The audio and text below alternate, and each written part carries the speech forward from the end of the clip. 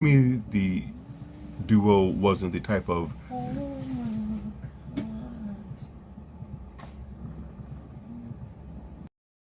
Now everybody scream enough respect to the X. Enough respect given.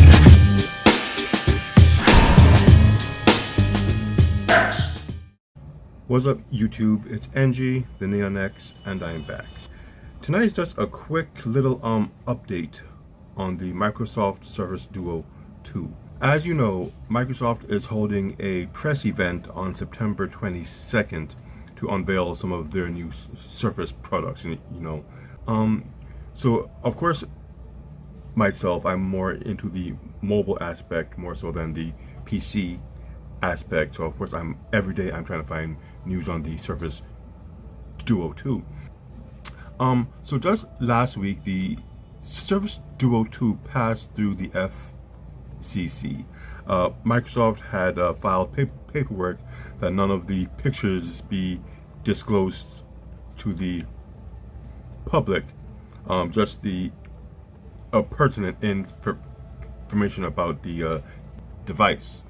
Well, first off, Duo did pass through the FCC last week, meaning it's on its way. The FCC has done their testing and whatever they do with these devices when they go through to get whatever certification they go through to get, and it has passed FCC certification and is on its way to market. So it's a safe bet to assume they're going to announce the Duo 2 during the Surface event. Of course, I checked the Duo for any information, and sure enough, on Reddit, a user by the name of, I can't even say it, Chickypack, linked a post to a Korean site that had information on the, well, allegedly had information on the Surface Duo 2. So I read, and you know what? Everything seems to fall in line with what we've been hearing, what we've been reading, and what we have been seeing about the device. So I just want to go through this with you guys because it's very exciting stuff. Alright, so first and foremost with the Duo 2, the screen increased from 5.6 inches to 5.8 inches. I know it doesn't seem like a large increase, but when you're dealing with screens this size, that little 0.2 can make a huge difference in when it comes to trying to view your content and be productive, doing work and such on the phone.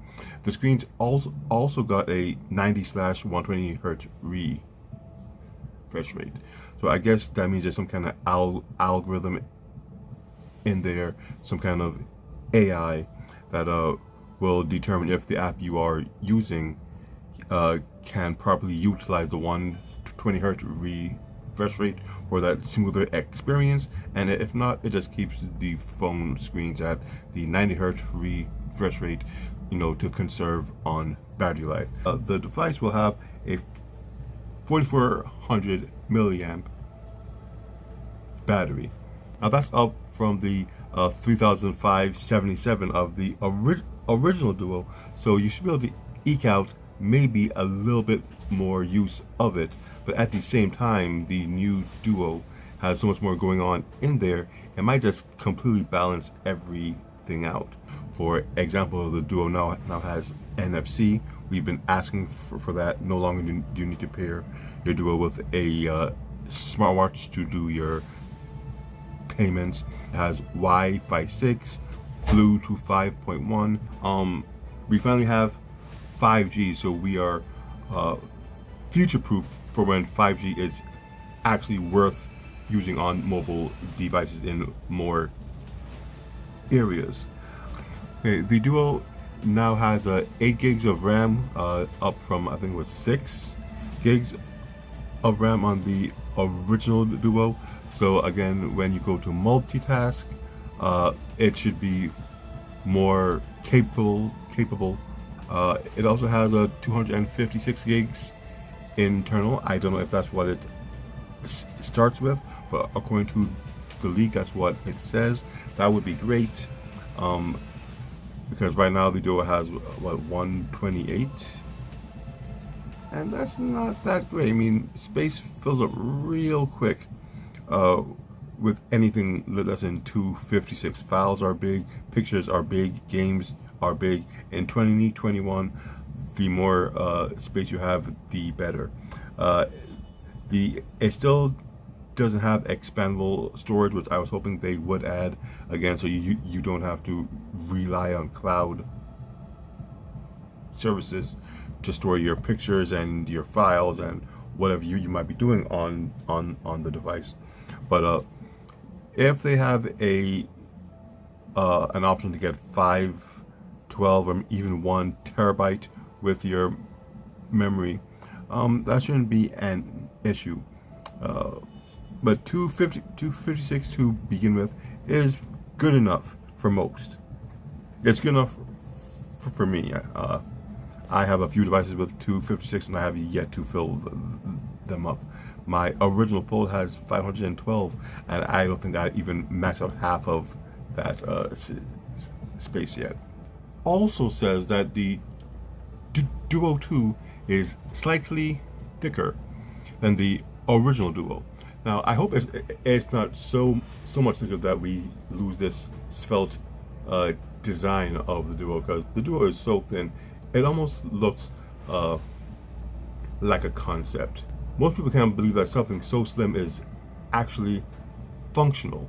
So with the Duo 2 being a little thicker than this, maybe as thick as the bump here, that seems maybe that might even be too thick.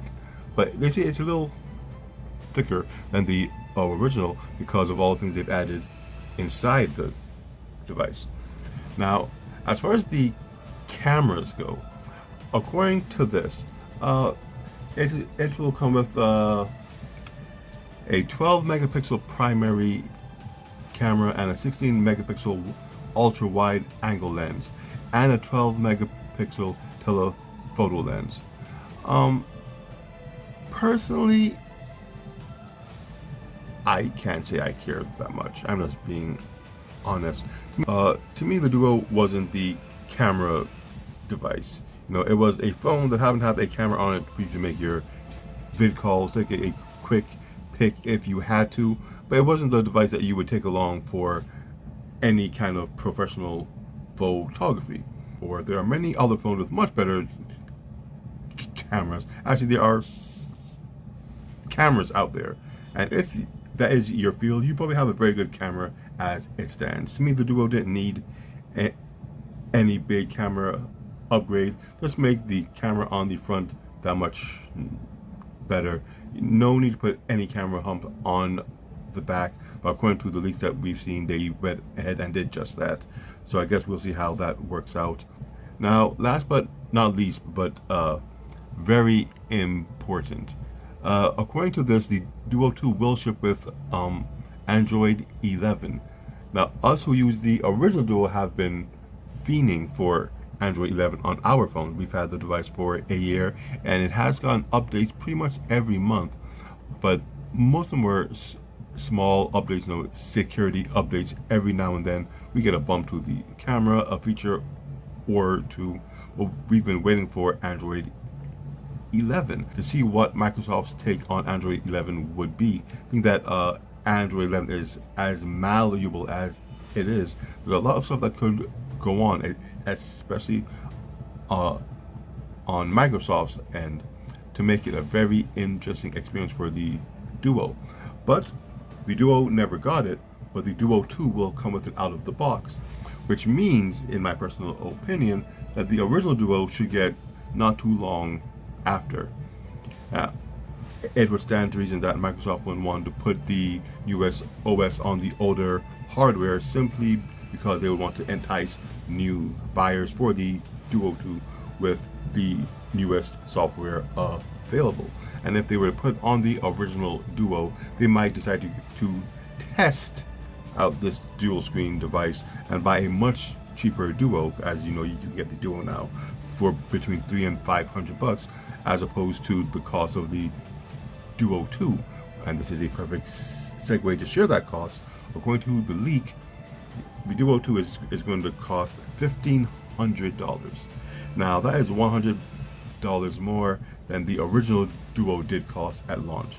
To me, that's not really that bad of an increase, simply because you're getting so much more, according to the leak, in the Duo 2.